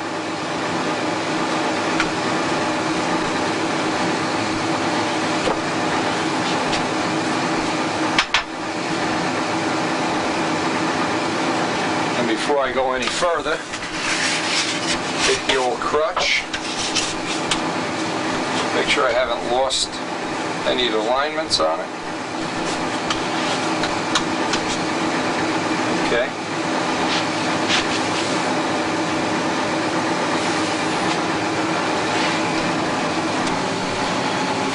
Now with that little notch, what it allows, we have it tack glued in, what it allows you to do is make little tiny adjustments if you need them.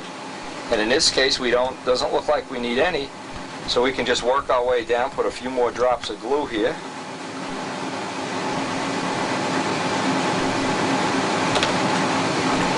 And keep monitoring it, make sure it doesn't start walking over to one side or the other.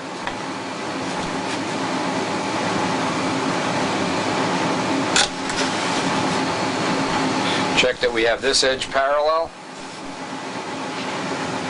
And then we just, for the final thing, just run a bead of glue right down the whole assembly.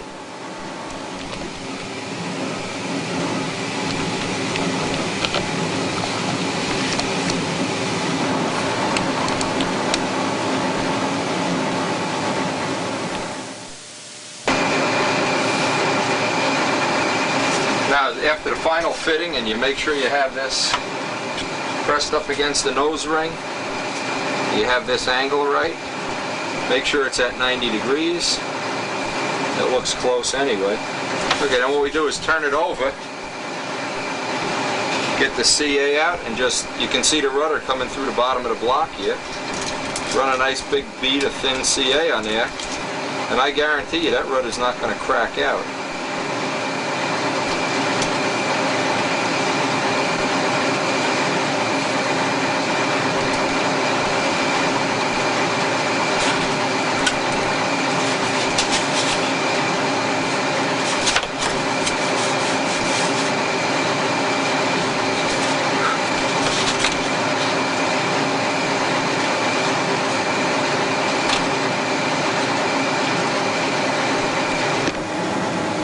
Thing I always do is where the fin attaches to the top block, right on that joint, I put a little piece of 64th, 32nd, or 16th plywood. This rudder is thin, I'll use 16th, and make a little radius, make a little fillet there, and then I sand that whole joint in, and I can put some DAP on that, and that can dry overnight.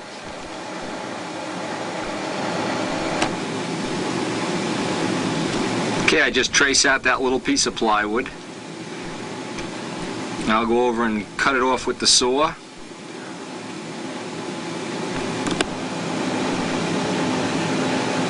Now I cut the first piece and then I realized I had the grain in the direction wrong, so I cut a second piece. Notice how the grain goes, if you put the grain this way, you're not going to have any strength. 2 of the 3 layers of the plywood, the grain wants to go this way. So the easiest way now is just hot stuff this, obviously. We'll hot stuff this in position. It's hard to do this on a macro lens. And then we'll take a Dremel drum and put the radius in. It's a lot easier to do it that way, and you get a nice, smoother joint.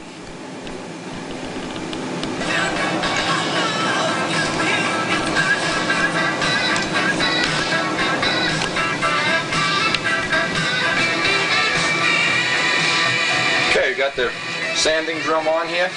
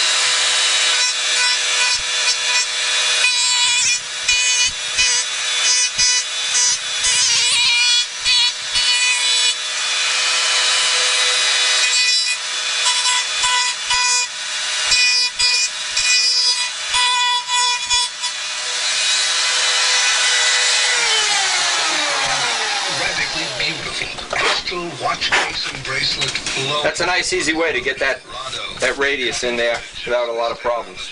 Available at Fortunoff, the source, the watch expert. Now, one of the reasons I like to make this piece out of plywood is because guys hold your plane like this with their thumb, and they always wind up destroying the front half of this rudder. So I hit that with hot stuff. Get a block and kind of blend this in a little bit. And then we'll put a little bit of DAP on there and we can put this aside to dry. And the only thing left to do yet today, I had on my list, and keep in mind I make a list every day. I wanted to put the little horn for the Ray rudder linkage on there. So I have to lay out at what point on the rudder it would be. I don't want to have an angle going up or down, and I'll do that next. It is real important to have this little piece made out of plywood. Saves a lot of wear and tear on the airplane, guys launching your plane.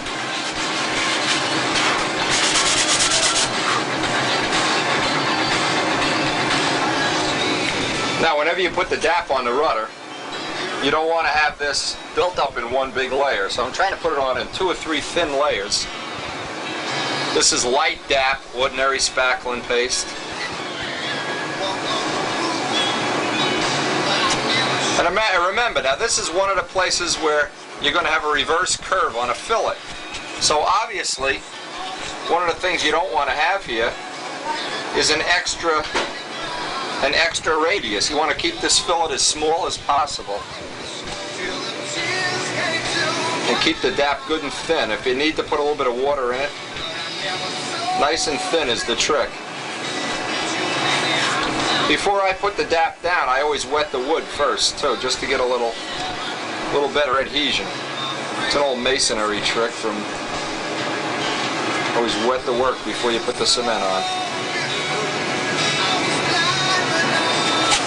Okay, dampen that out. Now we know we're going to need 2 or 3 layers here. We don't want to try to do this all in one layer. If you leave it on plenty thick, it won't matter. And tomorrow we'll sand this down.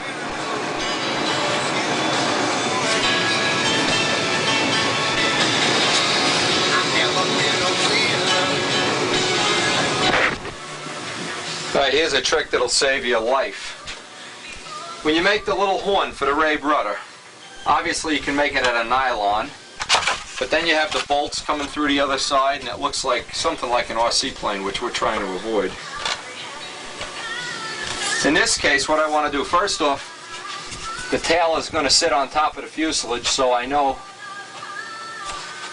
where I want to have the horn sit. I want it in a parallel line. If anything, down a little bit.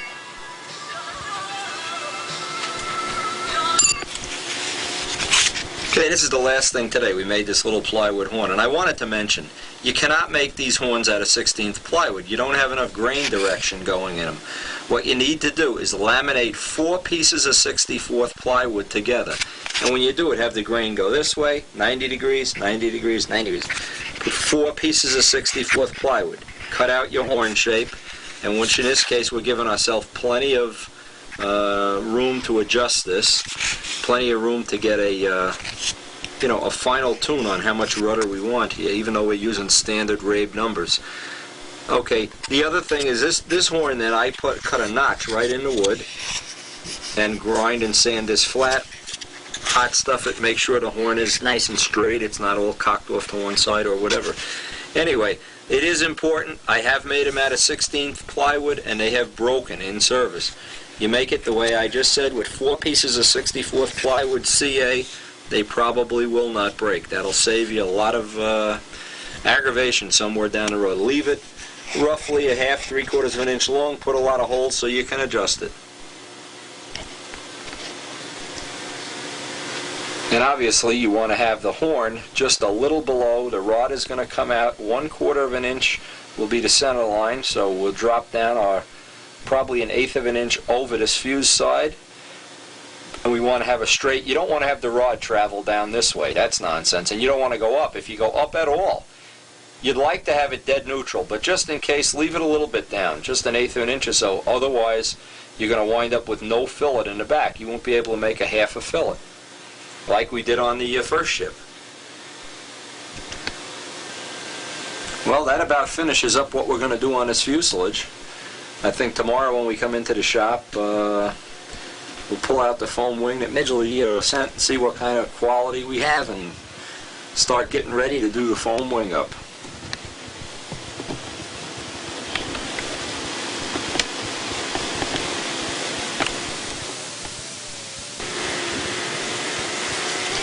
I just want to show this on a video too. In the previous sets of video, we were using tape to do this. Now this is the self-sticking Ace bandage that you can buy in a hardware store or I guess in a drugstore. And we're using this to mold up leading and trailing edges now for future stabs. What we do is every day we soak a sheet in ammonia, make up a sheet every day, so that at the end of say 2 weeks or so we'll have 8, 10, 15 sheets to choose from when we build our next set of tails. These of course are the leading and trailing edges for the flat tails. And when you're finished, if you haven't seen the tail video yet, you have a piece of molded 16th wood that's exactly a 1/2 inch. Use a 3/8 rod, tape it to a 3/8 piece of balsa wood with masking tape. Soak the wood in ammonia, and you can see you have an almost perfectly molded leading edge or trailing edge, as the case may be. And obviously we're going to, when we do the tail, we'll consider using this as one of the ways of doing it. We also have a foam tail. We'll be looking at several different choices on the tail for this plane. You can see what we've done. We have a nice selection now. We've got 3 made already. We're going to make another one today. But from these now we can pick the straightest, truest ones.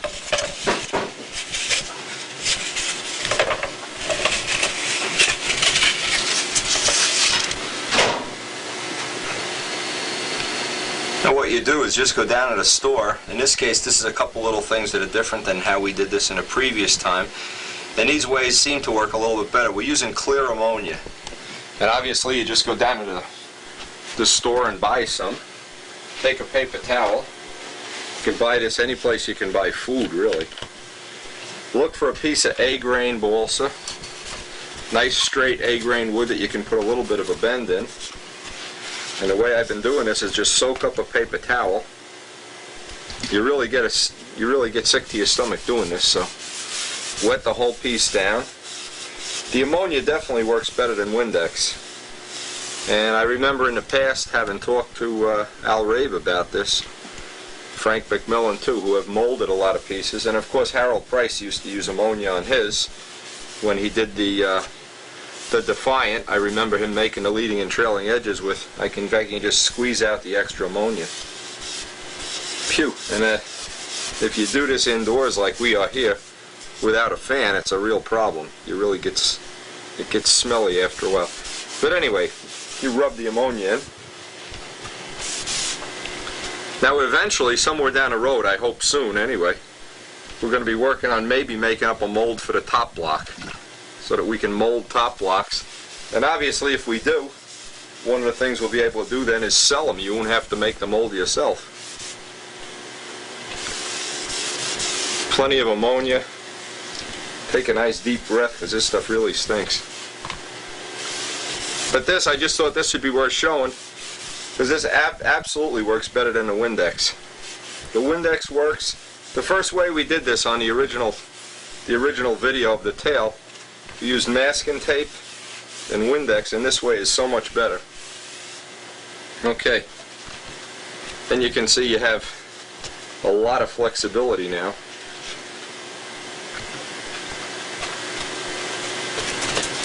Try to line this up a little bit. Now some of the wood that you do, some of it will split and some won't, depending on the grain of the wood. That's why this one does not look like a particularly good piece of wood, so I'm going to put some extra ammonia on it. And this is why I make extra ones up.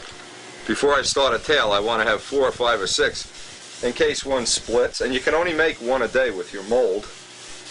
So if you mold one a day and you make 8-10 sheets, you'll have them for life, and you might even find some other uses you can use them on. Obviously, one of the nice uses would be, if you could make a tail with cloth hinges, you could make the leading and trailing edges both out of this, assuming it was a flat tail.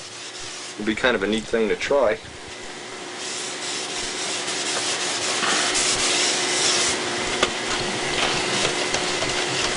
And you can feel this is starting to get really soft. Try to get it somehow in the middle here. And what I've done in the past is thumbtack it down, get some push pins, old map pins or whatever you want to call them, just to hold it in place.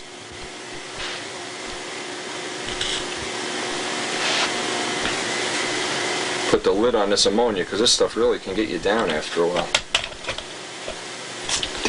And this now is a self-sticking bandage, so once you start the motion going,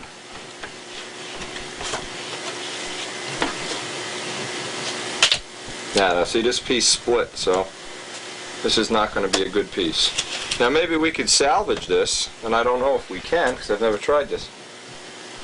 Because it's split right down the middle, again, you should only be using A-grain wood, and I'll do this as a test. I wonder if we can make a half piece.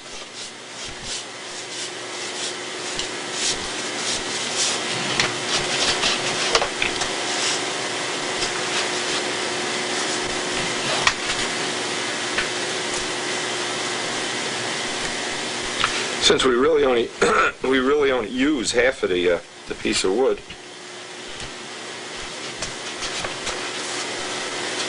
Yeah, well, it looks like we're going to get a half of a leading edge out of this. And this way nothing will have gone to waste. Keep it in the middle. The bandage kind of self-sticks, so that's nice.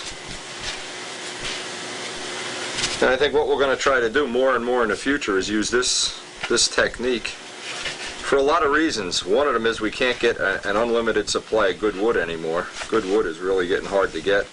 And this will allow us to use heavier and heavier wood that normally we couldn't use. I guess it's kind of good that this piece split because it shows you that you can salvage a piece that maybe you've written out of the program already, or you didn't think you'd be able to use. That's split right up at the end here. Now it's funny, we did 5 pieces that didn't split.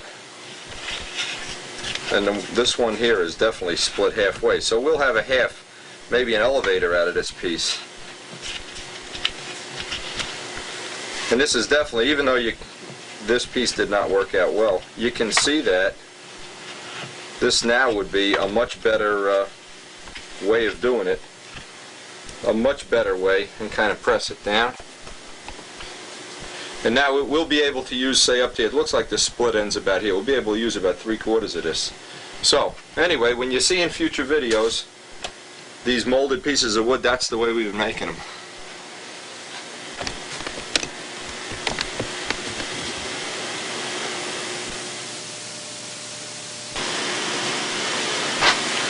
Okay, we're going to finish out this video with 2 things. We want to look at our top block again. This DAP has been drying overnight, and we'll try to get a little sanding block with a radius in and get this fillet out. Now, a couple of things about this fillet. You want to keep the curve as shallow as possible, and you want to build the fillet up in 2 or 3 layers of DAP. You don't want to try to do it all in one layer. Then you want to take CA, run it along the leading edge, and the edge, so that these edges get real rock hard. So every time you walk by, you don't ding it. These are razor sharp edges. And then we'll work on building up a second layer on the fillet. We also want to dig out our box of hinges. We want to get some half-A hinges here. We see we have them. These are rudder hinges. We use the half-A, they're small nylon hinges. Now, a couple of things. Because the rudder is 1/8 inch, we're going to use these smaller hinges and small hinge pockets. And one of the things I have had a problem with in the past is when you cut the slot out, and you press the hinge in, okay, and then you do all your tissue in and everything. Now when your plane is buffed out and you go to put the hinge in, it puffs the wood up. So what I'm going to do is leave the hinge in for all the time that the dope is drying and all the sanding operations and everything. I'll always have a piece of a hinge in there so that I don't get that wood to pucker up the way I did. I'm also going to lighten up the hinges the way I did on the, we need 4 hinges by the way for the rudder. 4 hinges will be fine. And these are the ones, again, these are the ones we use, the small nylon hinges. You don't want to use any thicker of a hinge than you have to back here. Again, we have our little tool. It has sandpaper on one side, sandpaper on the other side. This is for cutting the big hinges. It's for cutting the small ones. You notice the width. Again, you can just make this out of plywood if you've never seen this. And obviously you want to lay out 4 hinges.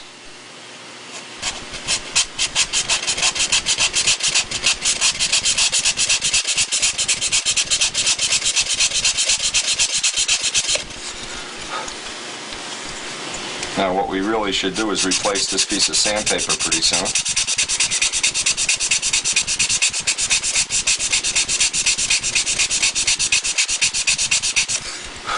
And that cuts, let's get that on a macro lens.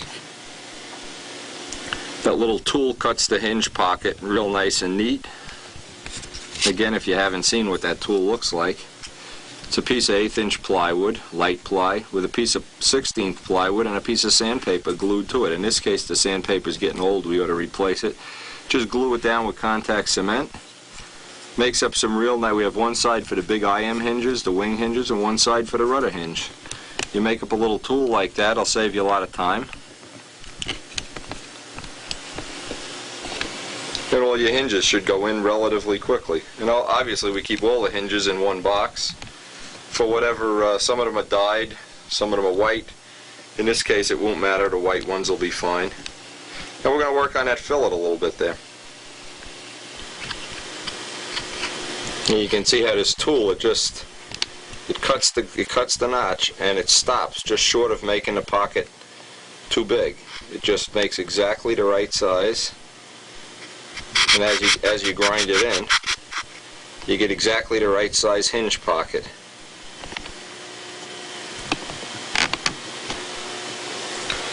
Now the other thing we do, because we don't want these hinges to pucker up as much, we don't want, there's obviously very little strain, is take a scissor and cut half of the amount off, since we're going to use epoxy on the final assembly. Clip the corners off. This cuts the weight of the hinge down by about 1/3 too if you go and measure it. It has the standard Dubro half-A hinge, and where we're finished cutting them down, you can see how much material we've taken off. They virtually never come out. If you use epoxy to put them in, there's no way they're going to come out.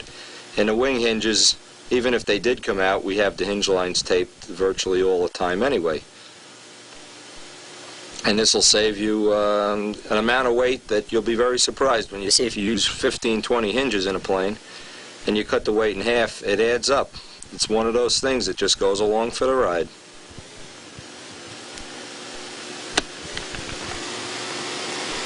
Now I make my own hinge inserting tool from a number 26 blade. Just saw it off with a Dremel tool. Take a parting wheel and put some scratches on it. This is the same tool I use to get the epoxy in the hinges. And just file the front down to a point, and that lets you cut the slots for the hinges real nice. Then you need to get in there with a number 11 blade and pick out the extra wood, but this will get it in there real nice. And if you just hold your fingers on each side, when you're doing 1/8 inch wood, it's really a problem.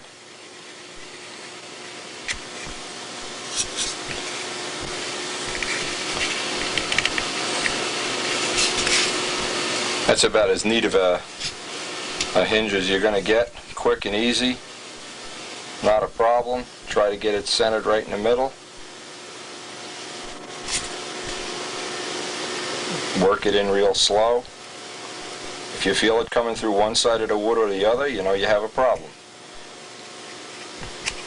Go back and forth in. That's why we keep the outer surface of the blade rough, so it gives some texture there, and you can just push the next one in.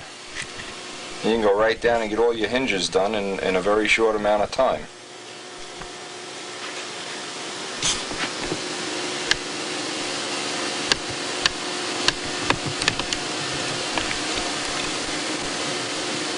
Handy little tool, and you can make it up for free with a used blade.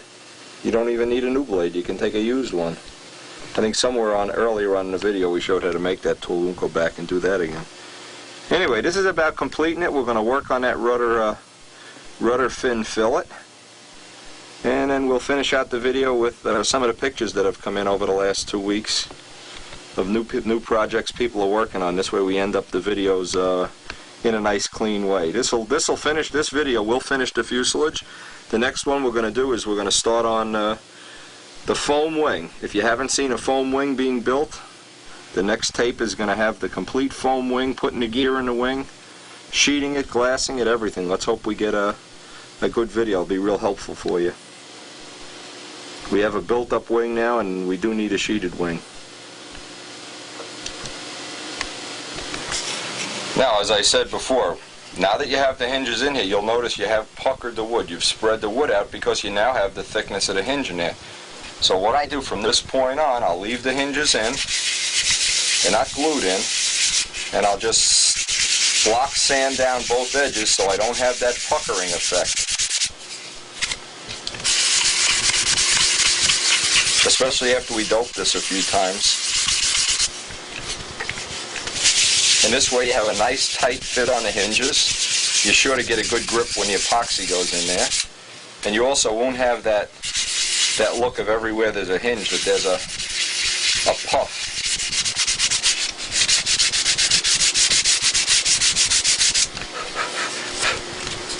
And you can just rub your finger on that and feel for high spots. This one here feels a little high still, in by the horn.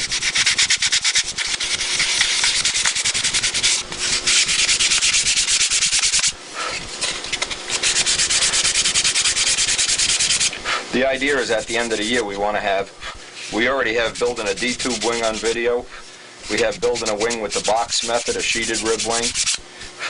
And now we should have a whole foam wing tape, so no matter how you decide you want to build a wing, there'll be a video that you can use for picking up the way we do it, and hopefully learning some of the tricks and tips that we use here and that have worked well for us.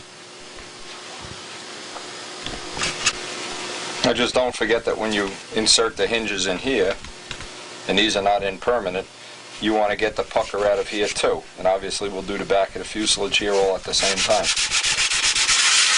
Then we'll just pull this apart.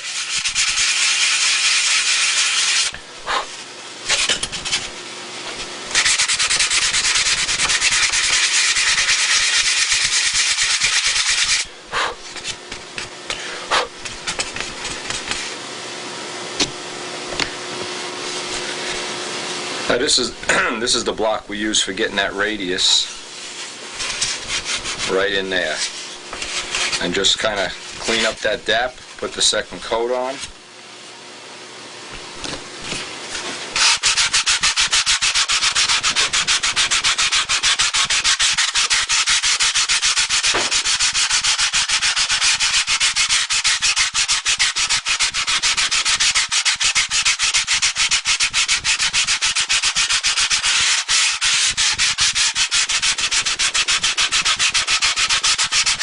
Again, as soon as we're done sanding this, we'll put a second coat on here and then put this away.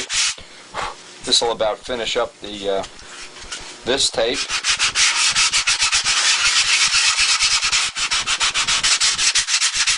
And I guess starting tomorrow, we'll start working on that foam wing.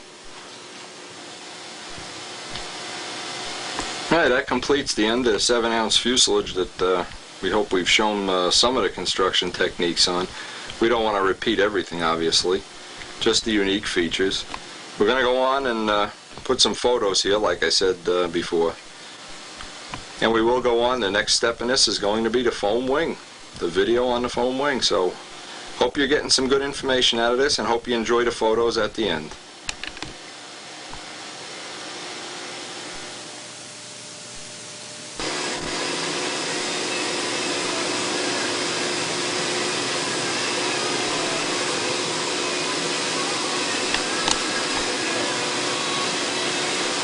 Yeah, there's the original Cardinal 51. In happy days when it was still 54 ounces before the repair, before the ultimate crash. Anyway, we have that repair on video, obviously, for anybody that wants to see it. Just another thing you might be able to use sometime.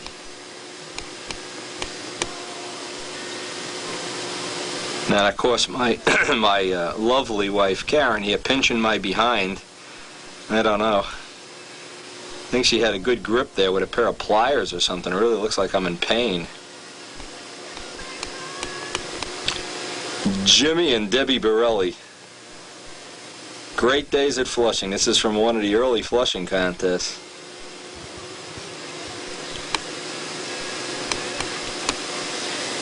Here's a real neat photo from Rusty Brown in Colorado.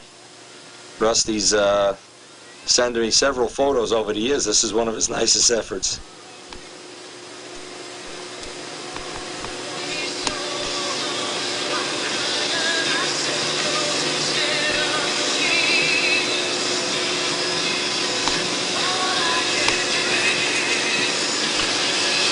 Picture of Ted Fancher getting ready for the 84 Nats. This is the super light plane he made for the 84 Nats that never really panned out. You can see in the background what a beautiful shop this guy's got. You know, definitely money talks in this hobby. Come on, Ted. Put some lead in that top block. Dave Midgley's wife Sharon, one of the sweethearts of the event. This is the blue plane that's on all the development videos, the 51 development videos. This plane had a very illustrious life for sure. One of the planes we'll remember forever. The blue guy.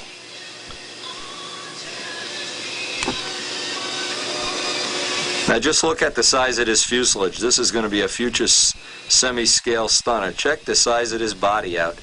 I think this body weighed 7 ounces too. He said he used a watermelon for the mold. I don't know. This is from the 92 Nats.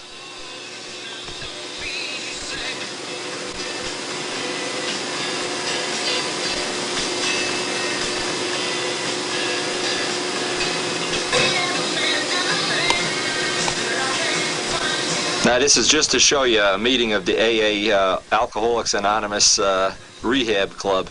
This fella right here is now building a 51 Cardinal using all 15-pound wood.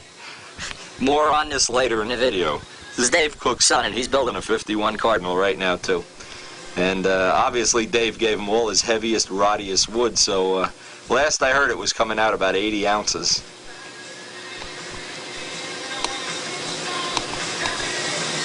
Definitely one of my favorite guys in the world of stunt.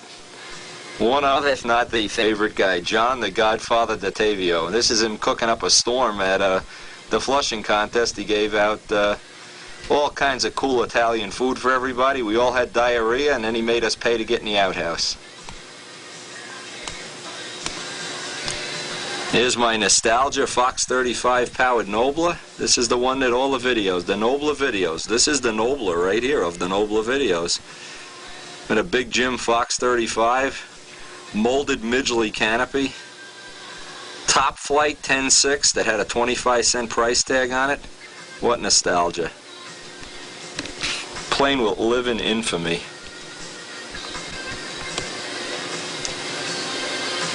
Dave Midgley in younger days. This was at one of the original Mass Cut Me. I think this is the year Midgley won. Maybe it isn't. I don't know. No, this is the year Suarez won the Mass Cup. Midgley won the year after. Anyway, two of his original, the old planes, a Pattern Master and a Dave Cook plane. Both Super Tiger 60s. Dave, you're getting old. Russ Hunsberger's original 60 Pattern Master with a tune pipe. With a 51, Tiger 51. Now building a smaller size Cardinal. And we'll probably have some of that on video when Russ comes down here to work on it and do the paint job. Believe it or not, this is Jimmy Casale in 1982. This is a 1982 photo when he was into bodybuilding and whatever else he was into, I don't know. Anyway. This was his Air Force at the time, and I was over his house shooting some pictures. This is one of the pictures. These were all the planes that went to the 84 Nats. Here's Helen Paul, Win Paul's wife. This was at the team trials. This was the ship Win flew that year at the team trials.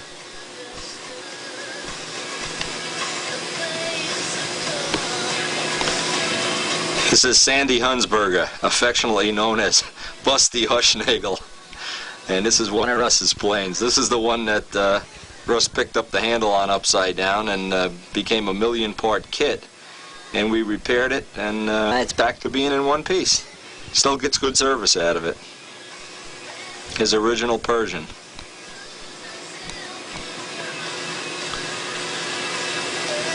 No, this is not a deodorant commercial. This is a hand signal. Oh my God, look at this. Lou Walgast, the man who moved to Arizona. Anyway, Robin Sizemore's nice plane here. Sorry, Robin, we're making fun of your Arid deodorant here, but anyway, speaking of that, I just heard from Mike Cavell yesterday in Saudi Arabia, and he's wrote me a nice letter saying how much he likes using a Camel instead of a car. Can't wait to get back to the United States and see some real women. 1985 Concourse winner, the Killer Bee. Coming fifth at the 85 Nats, won the concourse. Had a very illustrious life as a test plane for tune pipes, Rossi 40s. Was the test plane in all of the Ritchie Tower development program. Now speaking of molded parts, this airplane here, this is Frank McMillan's MB-5 Martin Baker. This had about 1,000 molded parts on it. This was an unbelievable plane. You really had to look close, and you had to look at how many molded. He had molded scoops and molded decks and leading edges and all kinds of things molded on this. So a lot of the technology that we're using obviously was used by others before us, Harold Price and Frank and Rabe and everybody. But we really just want to make that molding technology available to everybody, just in case you haven't seen these old magazines.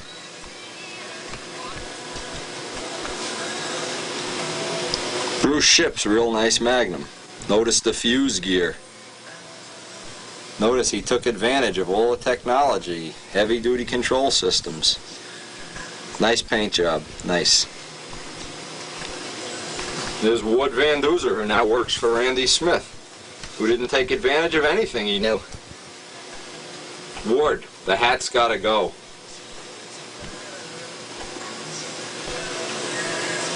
Here's a picture from one of my customers in South Africa. This is Nina Atfield, Percy Atfield's wife. You can see by the AMA number, this is the South African AMA. They have 31 people down there flying stunt, and recently bought about, God knows, 10 Super Tiger 51s for me, and a bunch of pipes and headers and stuff, so I guess they're really getting into it. Anyway, more on this later. I seem to get pictures from Percy every month. Hope we get some more. There's a picture from South Africa of the guys flying stunt down there. Some of the guys flying stunt in South Africa. Kind of cool group they have. You wouldn't expect it, but stunt is alive and well in South Africa.